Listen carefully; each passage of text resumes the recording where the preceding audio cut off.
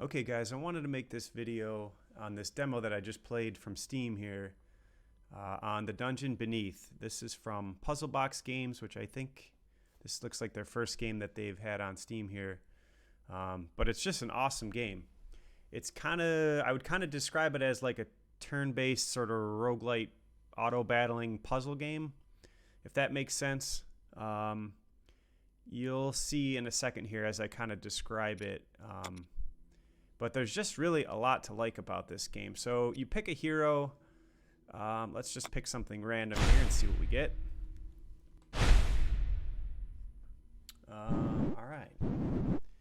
We'll dive in. I'll kind of describe the mechanics of the game here once we get in. There's not much of a story or really anything to kind of the demo. You just kind of dive in and play up to the first boss, which can be pretty challenging if you, especially as you're just getting kind of the lay of the land and how some of the mechanics of the game work and getting familiar with the units and stuff. But so basically this is kind of the setup. We haven't gone into the dungeon yet, but you start out with a hero and a few units. A couple of these, at least in this case, we got two sort of basic follower units, and then a beast archer, it looks like, and then also our hero Thoric of the Hammer, a dwarf hero. So all the units, this game, let me just, before I kind of dive too deep into the mechanics of the game, it's just awesome. So it kind of plays almost like a cross between Into the Breach and some of the games. I've never really played like the auto battling games that are out there. I know a few of them that are kind of popular. I've never really played them, but this one's kind of a cross up with those two sort of genres or games, and then with a couple other sort of puzzly aspects. Another game that comes to mind is Desktop Dungeons. If anybody's played that, that's kind of a really fun, pretty difficult puzzle game that's been out there for a while. But anyways, here, let's dive right in. It's probably easiest to explain the game as we're sort of playing it. And I won't play too many levels here, but we'll just give you a feel for it. So this is just the first section. Let's skip down right to our first battle here. And so each round you're up against sort of a unique enemy hero. This one, in this case, is the Harbinger. He attacks twice, it looks like. And excuse me, I had to blow my nose.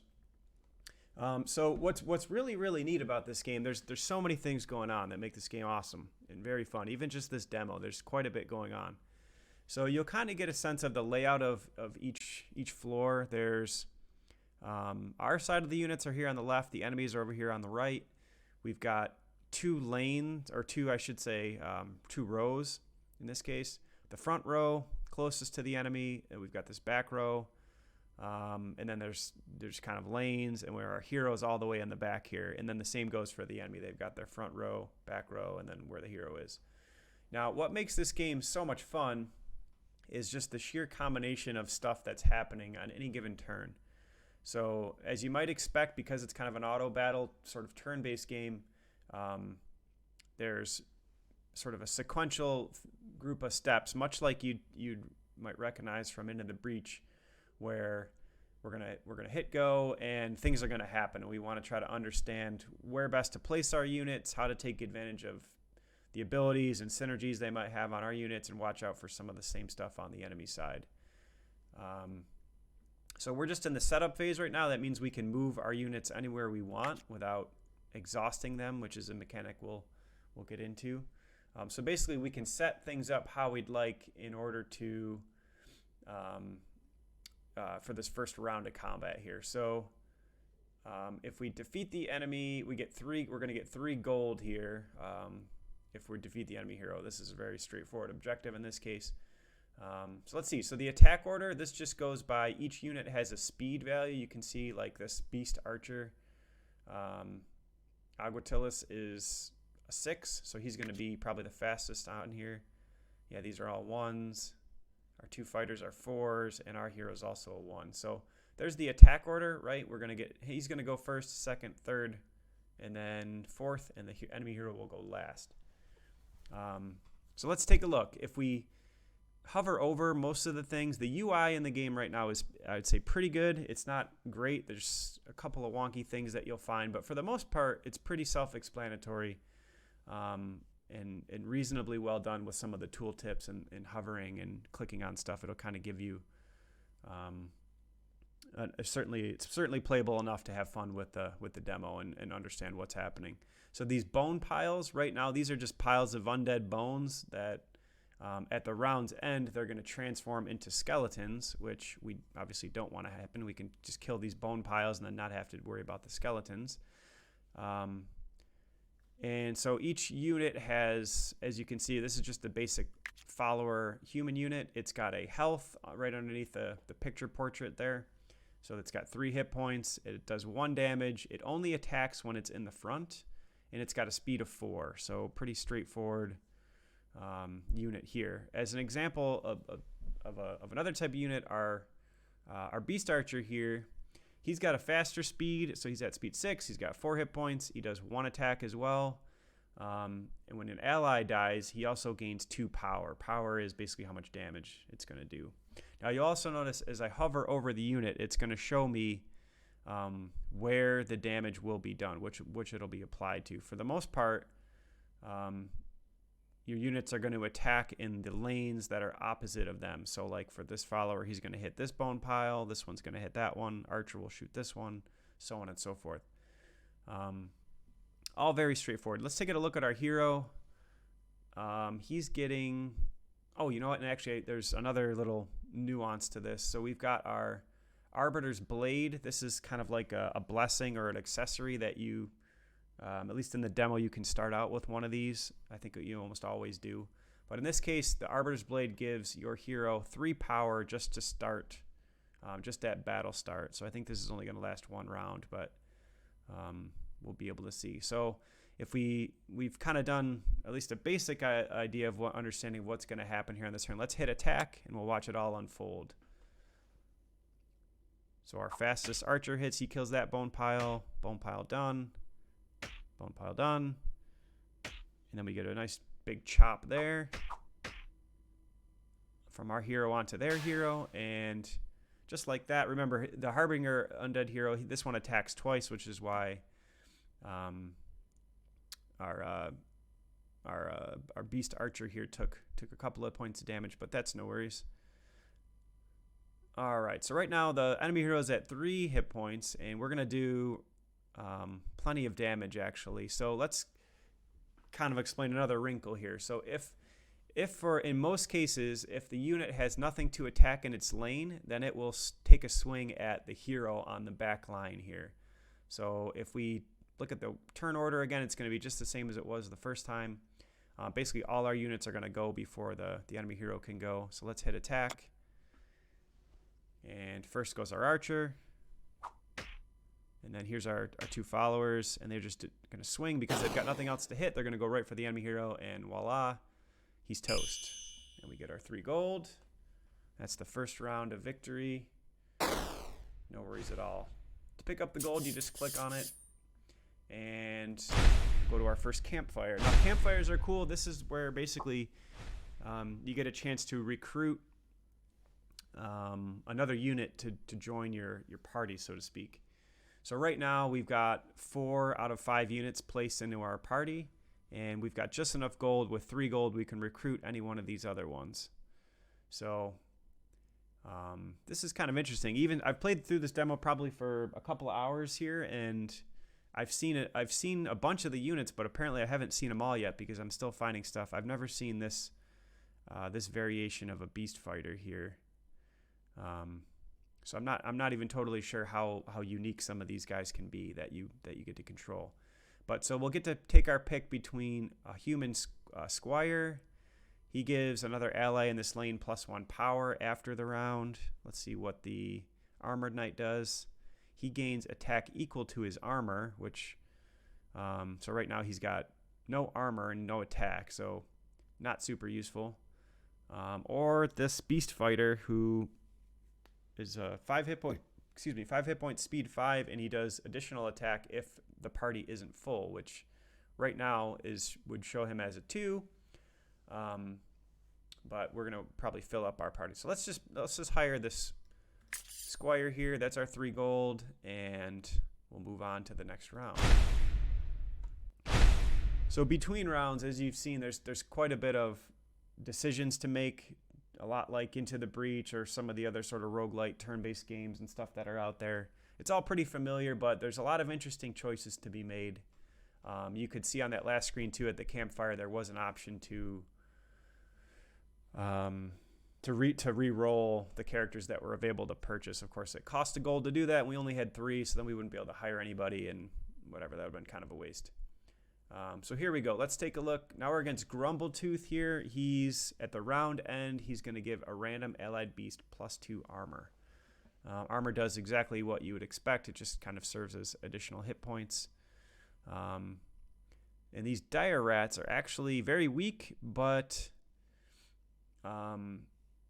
they're very quick to attack. So we'll see in this case, we've got our Beast Archer still going to go first. He'll do his damage. But then after that, it's all of these rats going, because they're a little bit quicker than our fighters. And then going on from there, it'll just carry out the rest of the attack. So this setup should be fine. Let's hit, and I'll speed this up here game speed wise, so we can let the attack play out. So there's our archer. Each of the rats is going to go and do 1 damage. And there we go. Easy enough.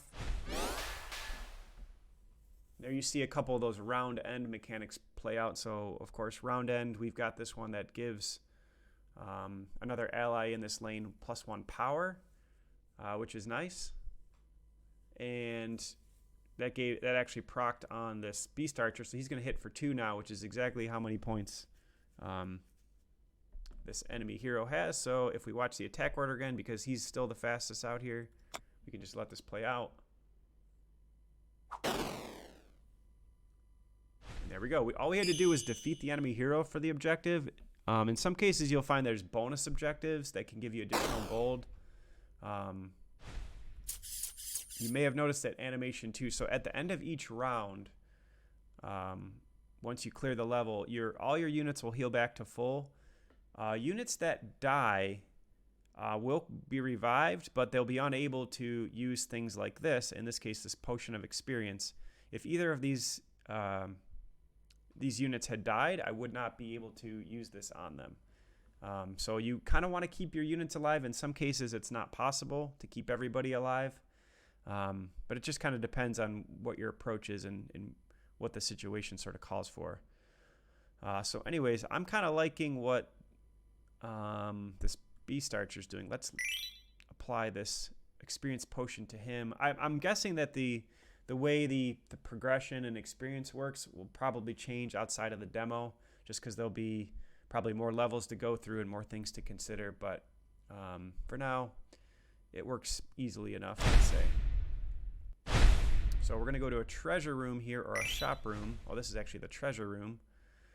And you may have noticed as I was clicking through some of our units that you can see they have inventory slots kind of on the left side of their card. In this case, we've got a skirmisher shield. You can see it's only applicable to a fighter unit.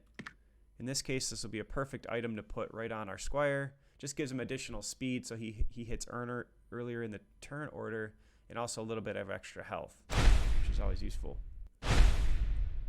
There's quite a few different items that I've come across so far, and there's quite a bit of synergies to be found and interesting things that you can do with some of the items, especially as you progress here, and depending on what sort of heroes and units, or hero you have and units you have on your side. So this case, this skeleton gets additional attack for each skeleton that's on the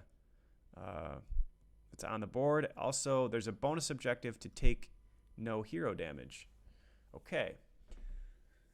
So we're starting to see, and again, as the demo unfolds, I found cases where this has been more or less difficult depending on what sort of things you get set up against. In this case, we've got those bone piles again, and a couple of barrels that are sort of blocking things. So chances are we'll be able to kill this bone pile. This one's going to be harder to kill because it's behind this barrel for now. But the good news is that I think we should be set up pretty well. Let's put the speed up to 2 again, and let's hit attack. So there's our attack order. We're going to kill both of those bone piles and that one. Do a ton of damage to their hero. And there's our additional power. That was, again, the Squire's ability. It looks like it procced on our hero. And this is perfect because if we look at the attack order, everybody's going to be just fine in this. Notice he's now hitting for 2 because there is a skeleton on his side of the board. But that's not going to bother us. Everybody should live, and we should be fine here. Let's let this battle play again. These have actually been really easy battles. I'm kind of surprised.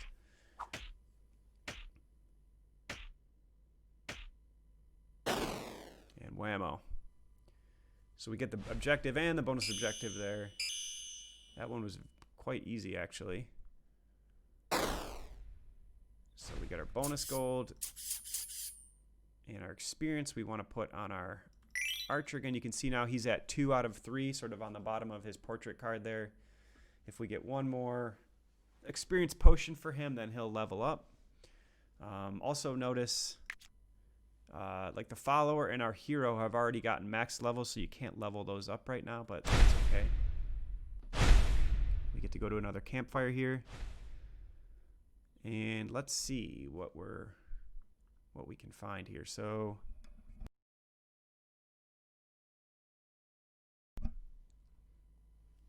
Hope, deal 1 damage to the nearest enemy in the lane. So this is a new ability that we haven't seen yet. It might not fit too well with our layout. Is Hope will trigger when an allied character's health increases. Right now we don't have any way to increase our character's health from round to round. So this character, this human mage, Cleric of the Rose here, probably won't be super useful for us. We've got a human hunter. Gains 2 power at the end of their turn if they did not attack. It's inexhaustible. Okay. Now notice here with this archer, his attack says 1, but it's on the middle rung only, which means he's only going to attack if he's in one of these positions here. So it looks like with him, and I've never actually used this this unit, but inexhaustible is kind of the key component of this unit because you can move him from turn to turn and it won't take away his ability to complete an attack that round. Let's also look. Summon 2 doves. I've never even seen what this is. Let's pick this. I'm curious to see what the summoning is. Battle start. Summon 2 doves. Yeah, I've never seen the doves yet, so we'll try this. Now notice, because our party limit's already at 5 out of 5, we're going to have to make some room here, so we'll have to get rid of one of our followers. And you notice we actually do get a gold once we sell off one of our followers. And yeah, we're going to recruit our druid. Now what I could do as well, and actually I'm almost tempted to do it, let's sell both followers. Because we got that bonus gold, we're able to sell both followers, and then we'll take this archer as well. Now we don't have as much frontline power here. You'll notice, again, both of these new characters can only attack in the middle. So we'll have to we might have to do some more moving around than we have in the past here, which is kind of interesting because we can show off some of the other mechanics. Flit Fetterbite. He gets additional power when he counters. Okay, these are my 2 doves. Interesting. We're against Goblin Scouts here. These guys change lanes at the end of a round, which means they're going to be moving around a bit. Another thing to note here is it looks like we've got, yes, we do. So under here, you'll see this is a trap room down in the lower right there. So and there's quite a couple of different environmental things that you might find from room to room here, or on level to level. So in this case, we've got a couple of spots on the ground where at the very end of the turn, we'll take 1 damage to any of the characters that are on these spikes. So in this case, having these dwarves actually doesn't really help us a whole lot because they're just kind of in the way, I think. Now let's consider if we can. Yeah, let's pound one of these guys. And let's look at the turn order. So we're gonna go 1, 2, 3, 4. Everybody should be pretty good to go on this, I think. And actually, you know what I might do? Let's take this barrel out. And we'll just go right for this goblin hero because we've got this ability to do 4 damage on that very first turn based on this, having this Arbiter's Blade. So what I'm thinking we want to do is we'll deal with this damage from the traps, but we'll take out the barrel on the first turn, and then that's going to allow us to hit for 4 right on his hero, which I think is going to be pretty good. Then he's going to hit for... Oh, actually... Yeah, if I hit here, we need to move this. So what I was worried about happening was if, because he's going to hit last, he's going to hit the very last, his counter ability would have procced there. He would have been hitting me for 3 damage, which combined with the 1 damage of the trap would have been enough to kill my archer. So we certainly need to get somebody that's a little beefier in this spot here. But anyways, let's see how this plays out. And we'll get to see some of this new stuff happen here. So we do a bit of damage there. I have no idea what death power... Does death power... Oh, I didn't look at what the dove's ability was. I'm curious now. There's our big swing. See, he's going to hit for 3 there. Plus trap room kicks in.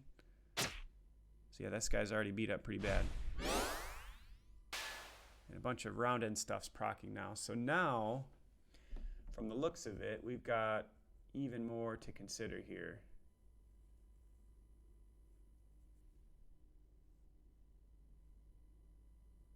I think what we're going to want to do... Oh yeah, actually we'll be able to kill this guy. This is actually perfect. So the good news is here, because there's nobody in this lane to hit, these 2 units, when they attack, they're going to be swinging right on the hero, which is all we need to do. Let's take a look at the attack order. And yeah, they'll be fine. So that actually worked out that the goblins rearranged themselves there. So I don't need to kill them first. I can just do damage right on the hero. That worked out really nicely.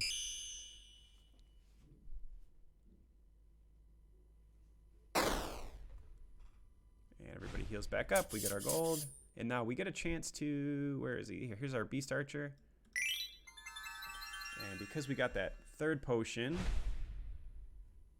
it's going to level him up. Now you see this is kind of cool. He's got a little bit different of a pixel design here. And he's got an additional hit point, additional attack, which certainly is useful.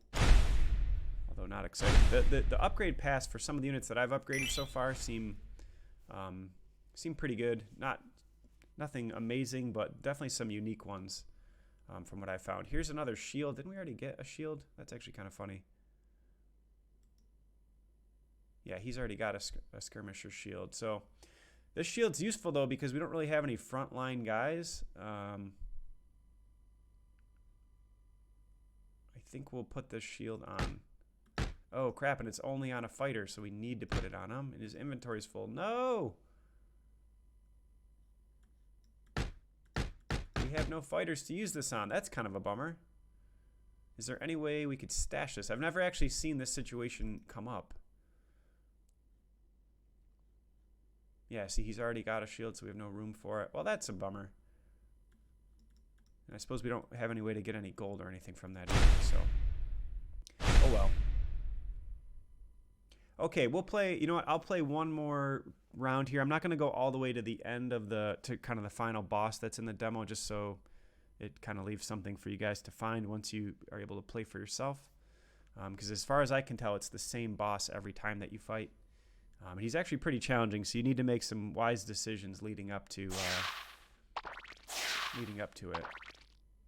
Okay, so we've got another environmental consideration here. Web spinner's den. Characters can't move when placed on webs. Okay. So this is again the setup phase. We can move things around however we need to. And I think what we're going to want to do once again is basically make sure that we kill this barrel on our first turn. And let's see, you can only attack middle. Yeah, I guess this is all we'll be able to do.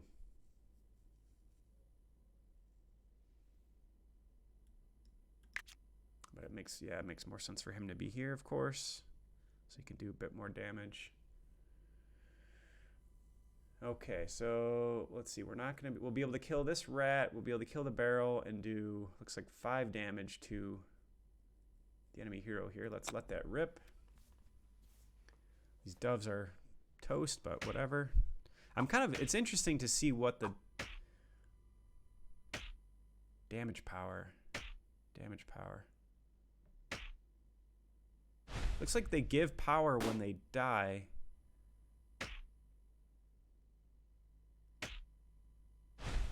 Which I'm assuming goes away at the end of the round, or is it going to stay there? Oh no, wow, it stays. Sweet. Okay, well this battle's just over then, I guess. That's kind of a bummer.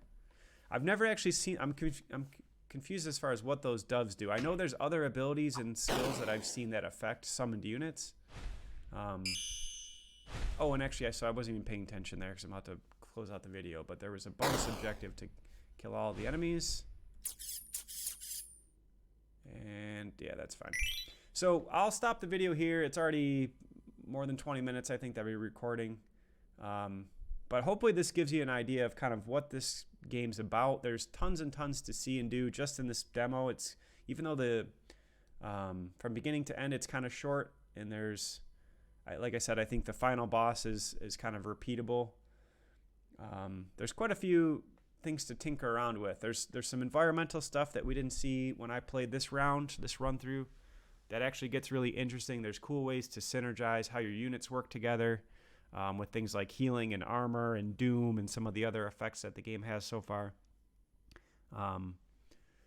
So yeah, it's just an awesome game. I really recommend people check it out if you're into this type of puzzly turn-based sort of stuff, a lot like Into the Breach. Again, that's probably the best sort of the deterministic strategy tactical sort of game. That's probably the best thing I would liken it to. Bit of a roguelite, with some of the choices you make between rounds and leveling things up. From the looks of it, they're going to be adding quite a bit more stuff to the game, more units, more classes, enemies, all that sort of fun stuff. So I'm really looking forward to this game. I hope you guys are too. And I hope you enjoyed the video. Let me know what you think of the game or of my video, and I appreciate it. Talk to you later.